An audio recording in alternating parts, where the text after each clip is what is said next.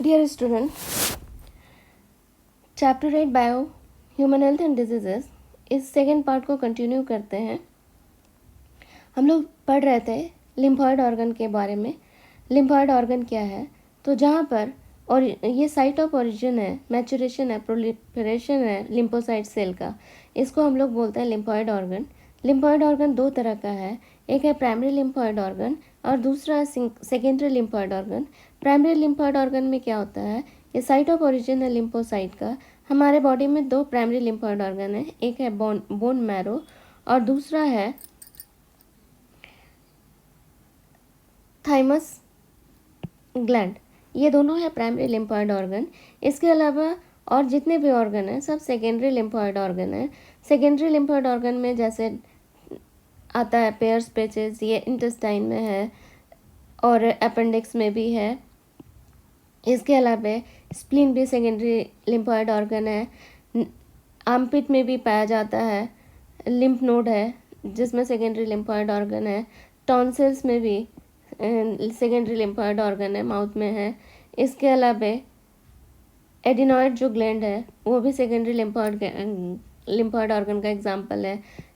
नेक lymph node ये भी secondary lymphoid organ का एग्जाम्पल है। तो ये सब, इसके बाद ग्रोइन लिम्फ नोड है, ये भी सेकेंडरी लिम्फॉइड ऑर्गन है।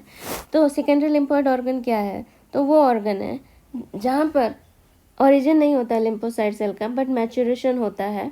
ये साइट ऑफ फाइट है जहाँ पर फर्स्ट इनकाउंटर होता है एंटीजन का एंटीबॉडी से।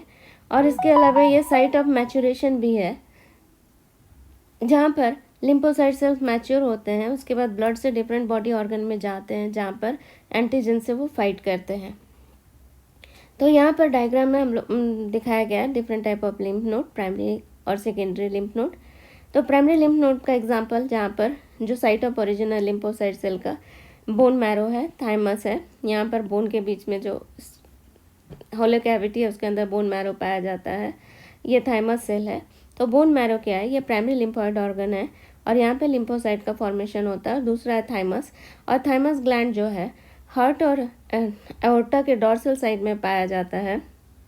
थाइमस ग्लैंड ये भी प्राइमरी लिम्फॉइड ऑर्गन है और यहाँ पे फॉर्मेशन होता है लिम्फोसाइट सेल का।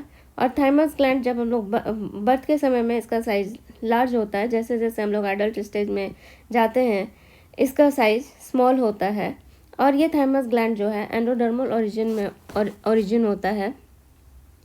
प्यूबर्टी के समय में इसका साइज बहुत ही स्मॉल हो जाता है। इससे हार्मोन भी सीक्रेट होता है, उसका नाम है थाइमोसिन, और ये हेल्प करता है लिम्फोसाइट के मैचुरेशन में।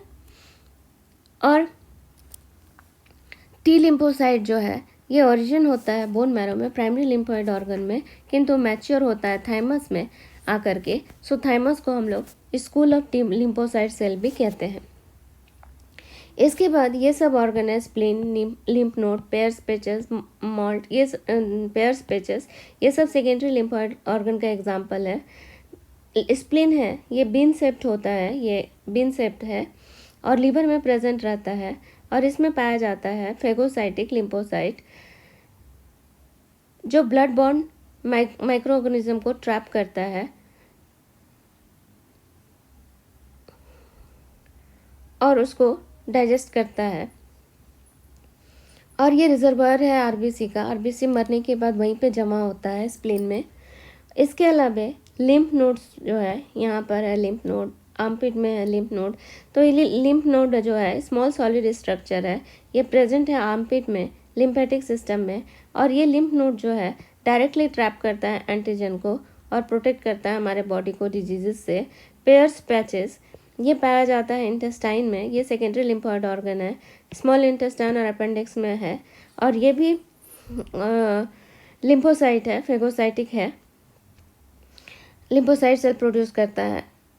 लिम्फोसाइट सेल यहाँ पे मैच्योर होता है, साइट ऑफ फाइट है एंटीजन के साथ।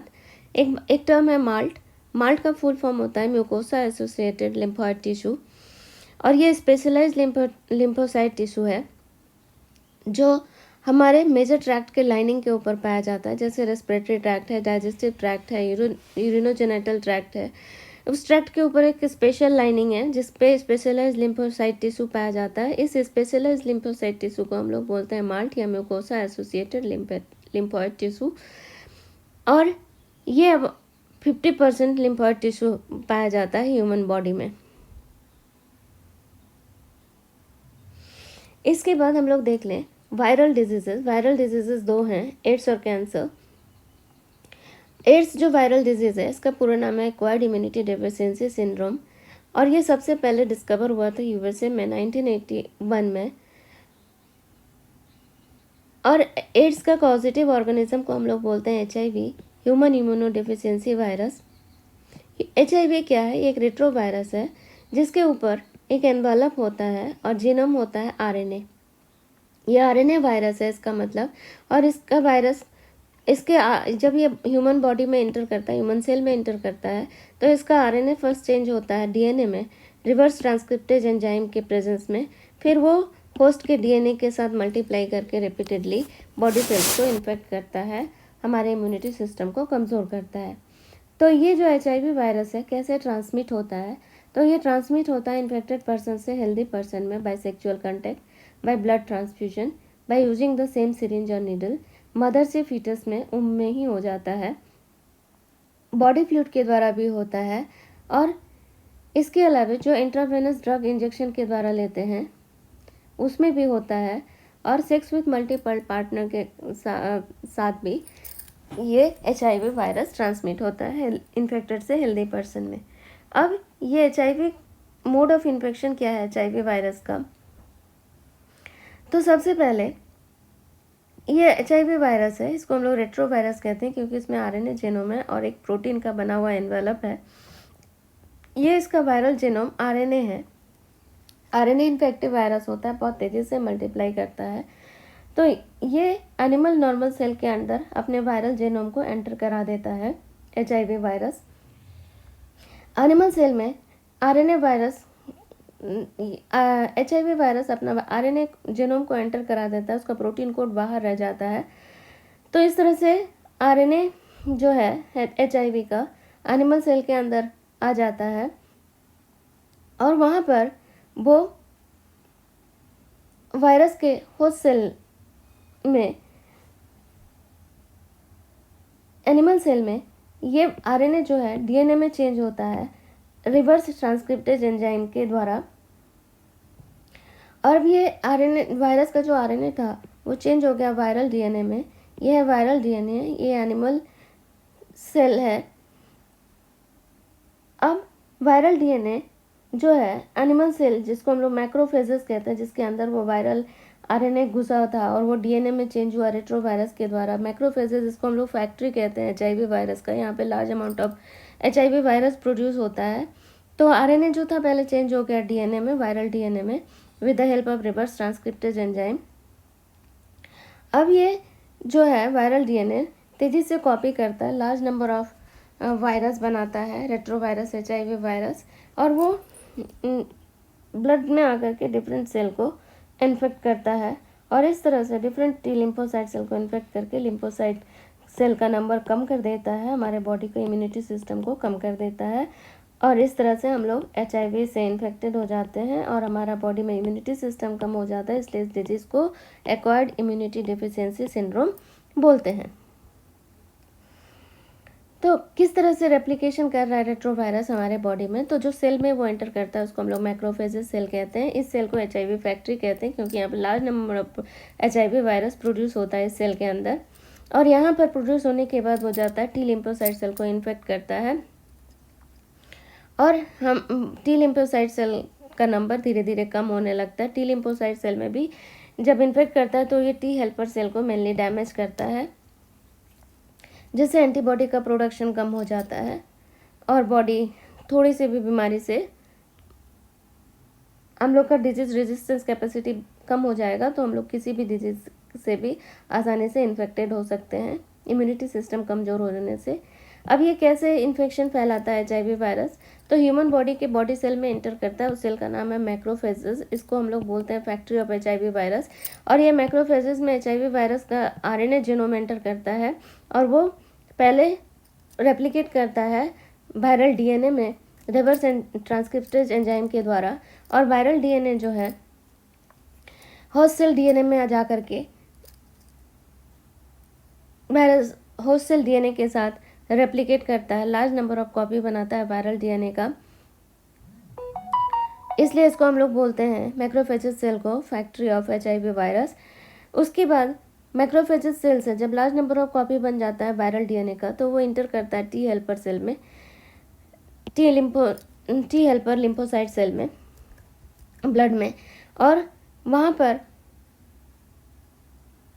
जा करके टी हेल्पर लिम्फोसाइट सेल में इंटर करके धीरे धीरे टी हेल्पर लिम्फोसाइट सेल को कम कर देता है, उसको डैमेज करता है। बॉडी में ब्लड सेल में टी हेल्पर लिम्फोसाइट का नंबर कम हो जाता है इन्फेक्टेड पर्सन में, और जैसे ही टी हेल्पर लिम्फोसाइट सेल का नंबर कम होता है, इन्फेक्टेड पर्सन का इम्यूनिटी सिस्टम भी कम हो जाता है। तो उसके बाद इम्यूनिटी सिस्टम कमज़ोर हो जाता है, तो वो एंटीबॉडी प्रोड्यूस नहीं कर पाता। इवन कि कॉमन बैक्टीरिया जैसे Mycobacterium, parasitic like toxoplasma, viruses, fungi कुछ भी एंटर करता है बॉडी में, तो इम्यूनिटी हेल्पर सेल लिम्फोसाइट कम होने के कारण एंटीबॉडी प्रोड्यूस नहीं हो सकता, और हम लोग इससे भी बीमार हो सकते हैं। क्या है सिम्टम एड्स का? तो इसका सिम्टम दिखाई देता है इन्फेक्शन के फ्यू मंथ से कुछ साल के बाद में। यहाँ पे टी हेल्पर लिम्फोसाइट सेल की संख्या कम हो जाती है इन्फेक्टेड पर्सन में, और इन्फेक्टेड पर्सन में सिम्टम दिखाई देता है डायरिया का, वेट लॉस का, इम्यूनिटी सिस्टम कम है। और इसको डायग्नोस करने के लिए जो टेस्ट है उसका नाम है एंजाइम एलिसा टेस्ट, जिसका पूरा नाम है enzyme linked immunosorbent acid treatment with anti retroviral drugs इसमें इफेक्टिव है।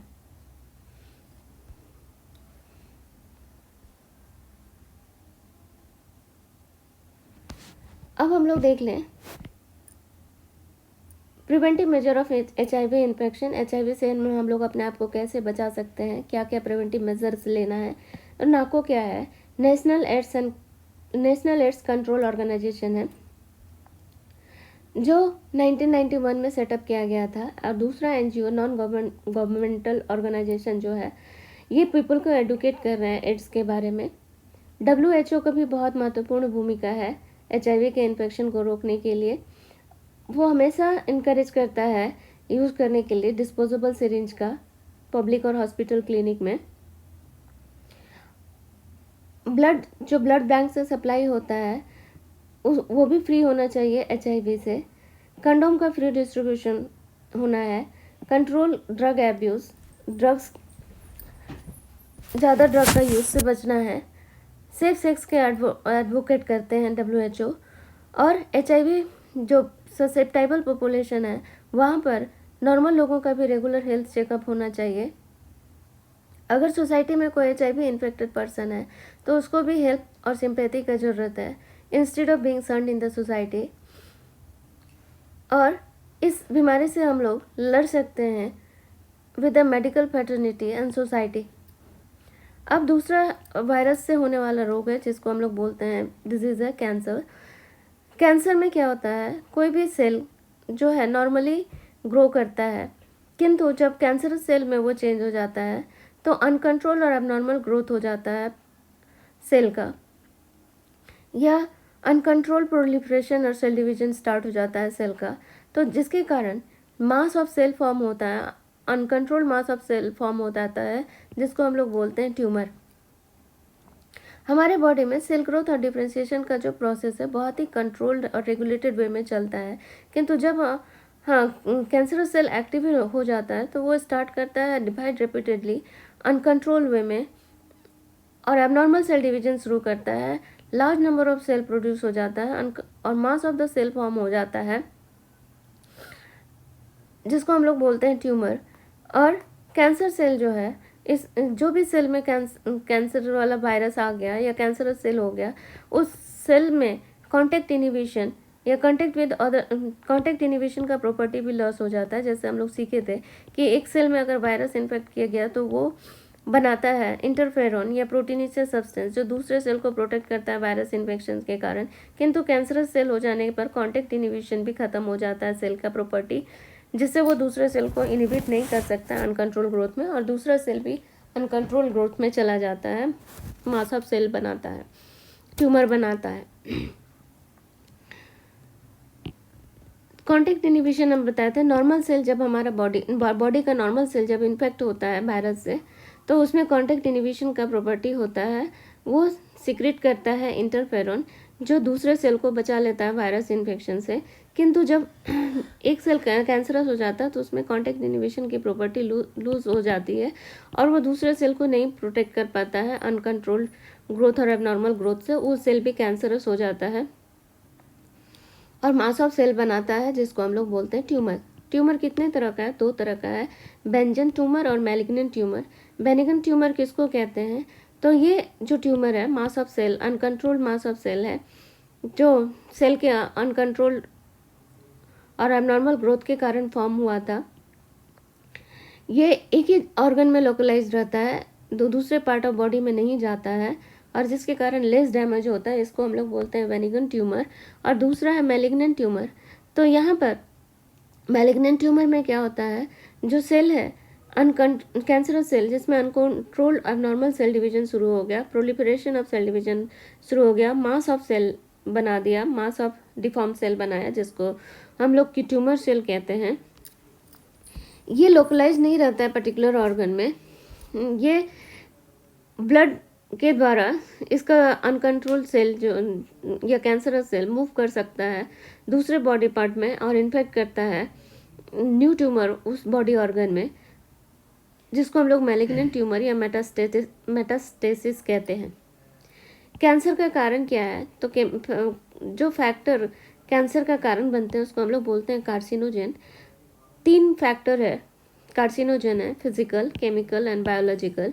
फिजिकल कार्सिनोजेन है आयोनाइजिंग रेडिएशन जैसे alpha ray, gamma ray, non ionising radiation जैसे अल्ट्रावायलेट रे। केमिकल के कारण भी कैंसर होता है बॉडी में, जैसे निकोटिन इन टोबैको, जिसके कारण लंग कैंसर होता है। बायोलॉजिकल फैक्टर भी है जिसके कारण कैंसर होता है, जिसको हम लोग ऑन्कोजेनिक वायरस कहते हैं। इस वायरस में ऐसा जीन है जो हमारे बॉडी में cancerous cell proto oncogenic form में रहता है, तो उसको चेंज कर सकता है ऑन्कोजेनिक या कैंसरस सेल में, और कैंसर वो सेल प्रोलिफरेटिंग ग्रोथ शुरू करता है, अबनॉर्मल सेल डिवीजन शुरू करता है, मास ऑफ सेल बनाता है, अबनॉर्मल मास ऑफ सेल बनाता है, जिसको हम लोग ट्यूमर कहते हैं। तो इस सेल को ऑन्कोजेनिक सेल प्रोटो ऑन्कोजेनिक जो ऑन्कोजेनिक सेल में बदल गया, उसको हम लोग सी ऑन्कोजेन या CONC कहते हैं, and gate activated under the certain condition, और कैंसर प्रोड्यूस करता है। कैंसर का ट्रीटमेंट क्या है? तो पहला है सर्जरी। जिस ऑर्गन में कैंसरस सेल हो गया उस ऑर्गन को कट कर देना। उसके बाद दूसरा ट्रीटमेंट है रेडिएशन। कैंसरस सेल को रेडिएशन के द्वारा डैमेज करना। तीसरा वे है ट्रीटमेंट का केमोथेरेपी। केमिकल यूज़ किया जाता है to kill the abnormal cell. इसके बाद है इम्यूनोथेरेपी। इम्यूनोसेल इंट्रोड्यूस किया जाता है टू किल कैंसरस सेल को।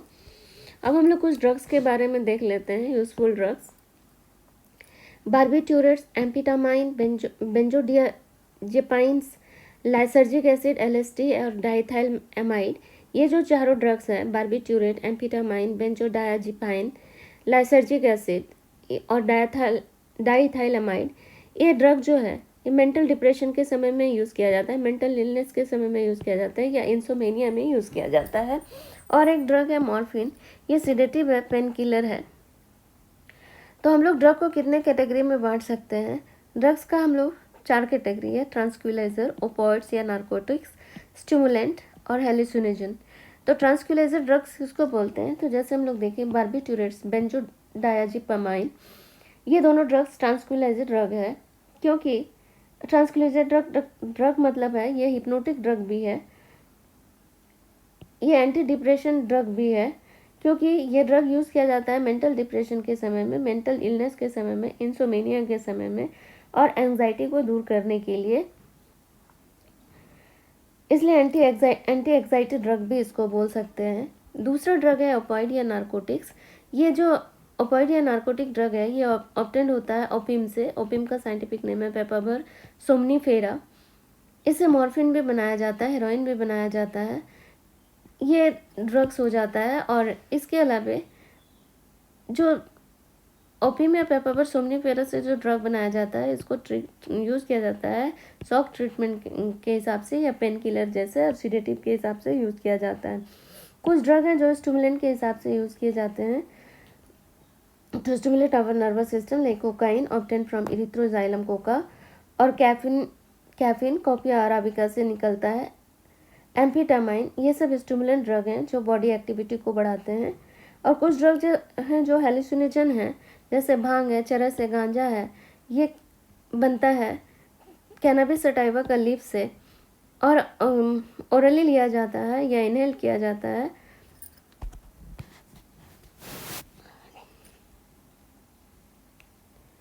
और इसको हेलुसिनोजन बोलते हैं। एडोलेसेंस के समय में बच्चे ड्रग्स और अल्कोहल का यूज़ करने लगते हैं। उसका क्या इफेक्ट है, क्यों बच्चे यूज़ करने लगते हैं एडोलेसेंस स्टेज में?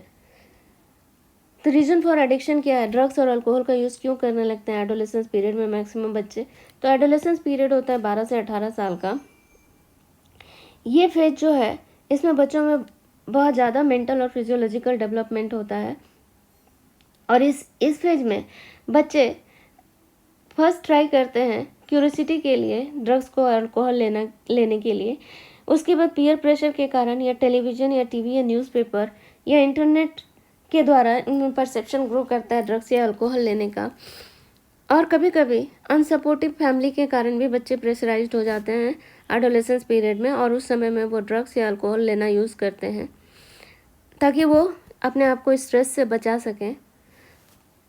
किंतु बच्चों को ये जानना जरूरी है कि अल्कोहल और ड्रग्स से स्ट्रेस से थोड़ी देर तक बच सकते हैं, किंतु इसका हमारे ऊपर बहुत सारा हार्मफुल इफेक्ट हो सकता है।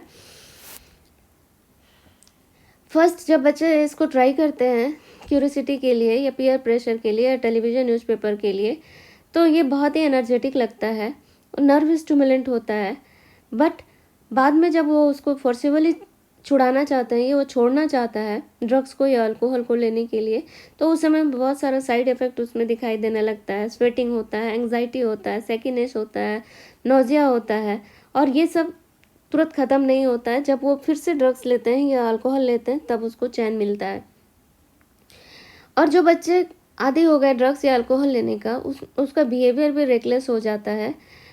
एक्सेसिव यूज करने लगते हैं ड्रग्स का, जिसके कारण कभी कभी बच्चों का डेथ हो जाता है, रेस्पिरेटरी फेलियर हो जाता है, हार्ट फेलियर हो जाता है, सेरिब्रल डैमेज होता है।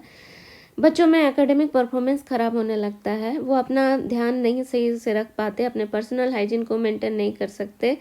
ड्रग्स और अल्कोहल लेने वाले बच्चे सोसाइटी में आइसोलेट हो जाते हैं, डिप्रेशन का शिकार हो जाते हैं, फटीग हो जाते हैं, उनका बिहेवियर एग्रेसिव हो जाता है और वो धीरे धीरे अपना सारा फैमिली मेम्बर्स के साथ, फ्रेंड के साथ अपना रिलेशन ख़राब करने लगते हैं। उनका स्लीपिंग और ईटिंग हैबिट चेंज हो जाता है, उनका भूख कम लगने लगता है, वेट कम हो जाता है और आसानी से इन्फेक्ट हो सकते हैं blood transmitted disease like HIV से, हेपेटाइटिस से, मलेरिया से। हम लोग देख लें डिजीज़ेस। सिगरेट में निकोटीन रहता है और इसके इन्हेलेशन से हमारे किडनी के ऊपर जो ट्रायंगुलर ग्लैंड है, जिसको एड्रिनल ग्लैंड कहते हैं, इसका सिक्रेशन बहुत तेज़ी से बढ़ जाता है। इससे large amount of adrenaline secrete होने लगता है, जिससे ब्लड प्रेशर बढ़ जाता है, हार्ट रेट बढ़ जाता है, वेरियस डिजीज़ेस बढ़ जाते हैं। अल्कोहल या ड्रग्स से जो डिजीज़ेस हो सकता है, जैसे सिगरेट में निकोटीन है, निकोटीन कैसे इफेक्ट करता है, तो किडनी के ऊपर जो एड्रेनल ग्लैंड है उसको इफेक्ट करता है, इसका सिक्रेशन बढ़ जाता है, एड्रेनलिन का सिक्रेशन बढ़ जाता है। एड्रेनलिन ज़्यादा अमाउंट में सिक्रेट होगा तो ब्लड प्रेशर बढ़ जाएगा, हार्ट रेट बढ़ जाएगा, वेरियस डिजीजेस बढ़ जाएंगे। इसके अलावा bronchitis, emphysema, coronary heart disease, gastric ulcer होने का भी खतरा रहता है। और स्मोक में कार्बन मोनोऑक्साइड है जो ब्लड में ऑक्सीजन की कमी कर देता है, और एक्सेसिव अमाउंट अल्कोहल का यूज़ करने से लीवर का कैंसर होता है, नर्वस डिसऑर्डर होता है। और अगर प्रेगनेंसी के समय में अल्कोहल का यूज़ किया जाए तो वो फीटस के हेल्थ को भी अफेक्ट करता है। The use of narcotic analgesic, steroid, diuretics, certain hormone in sports, ये सब ड्रग्स का लगातार यूज़ करने से, स्पोर्ट्स पर्सन अधिकतर यूज़ करते हैं, तो मेल पे क्या इफेक्ट पड़ता है, फीमेल पे क्या इफेक्ट करता है देखते हैं। तो ये सब ड्रग्स का रेगुलर यूज़ करने पर narcotic analgesics, steroid, diuretic, certain hormone जो स्पोर्ट्स पर्सन यूज़ करते हैं, अगर फीमेल यूज़ करती है लगातार तो उसमें क्या क्या सिम्टम है। तो फीमेल का एग्रेसिव नेचर बढ़ जाता है, मूड स्विंग्स बढ़ जाता है, डिप्रेशन बढ़ने लगता है, फेसेस पे हेयर ग्रो करने लगते हैं, बॉडी पे हेयर ग्रो करने लगता है, अब नॉर्मल मेंस्ट्रुएशन साइकिल हो जाता है। मेल में क्या इफेक्ट होता है, excessive use of narcotic, analgesics, steroid, diuretics का और सर्टेन हार्मोन का, उसमें भी एग्रेसिवनेस बढ़ जाता है, मूड स्विंग्स बढ़ जाता है, डिप्रेशन हो जाता है, लो स्पर्म काउंट हो जाता है, प्रीमेच्योर बाल्डनेस हो जाता है, इनलार्जमेंट हो जाता है प्रोस्टेट ग्लैंड का, किडनी लीवर फंक्शन डिस्टर्ब हो जाता है। तो हम लोग एडोलेसेंस पीरियड में बच्चों को ड्रग्स अब्यूज़ या अल्कोहल का यूज़ से कैसे बचा सकते हैं, तो कुछ प्रिवेंटिव और कंट्रोल मेजर लेना है जिससे बच्चों को हम लोग ड्रग और अल्कोहल से दूर रख सकते हैं एडोलेसेंस स्टेज में। तो बच्चों को अनड्यू पीयर प्रेशर से बचाना है। हर बच्चों का पर्सनालिटी और चॉइस अलग अलग होता है, तो बच्चों के चॉइस और पर्सनालिटी को ध्यान में रखते हुए उसको रिस्पेक्ट करना है, उसके चॉइस को, उसके पर्सनालिटी को, उसी को नर्चर करना है, आगे बढ़ना है, उस पर अननेसेसरी प्रेशर नहीं डालना है अचीव करने के लिए उसके कैपेसिटी के बियॉन्ड में, आइदर इन स्टडी और द स्पोर्ट्स। दूसरा तरीका है बच्चों को बचाने के लिए एडुकेटिंग एंड काउंसलिंग। बच्चों को एडुकेट करना है, काउंसिल करना है, प्रॉब्लम को फेस करने के लिए, स्ट्रेसेस को फेस करने के लिए, एक्सेप्ट करना है कि लाइफ में डिसअपॉइंटमेंट हमेशा आता रहता है, फेलियर आता रहता है, पार्ट ऑफ द लाइफ है, ठीक है। और उसके एनर्जी को हमको यूज़ करना है हेल्दी परस्यूट में, जैसे गेम्स में, म्यूज़िक में, योगा में लगाना है, या एक्स्ट्रा करिकुलर एक्टिविटी जो अच्छा लगता है उसको यूज़ करें अगर वो स्ट्रेस में है, प्रॉब्लम फील कर रहा है या डिसअपॉइंटमेंट है।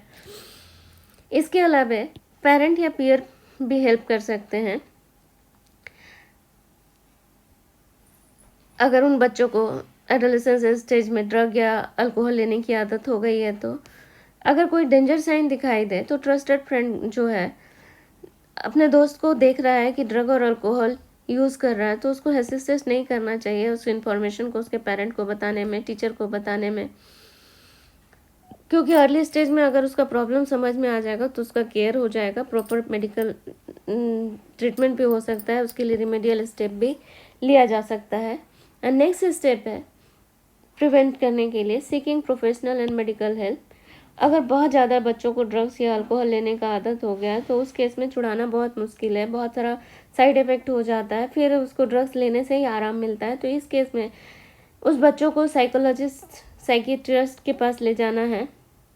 बहुत सारे डी एडिक्शन और रिहेबिलिटेशन प्रोग्राम स्टार्ट किए गए हैं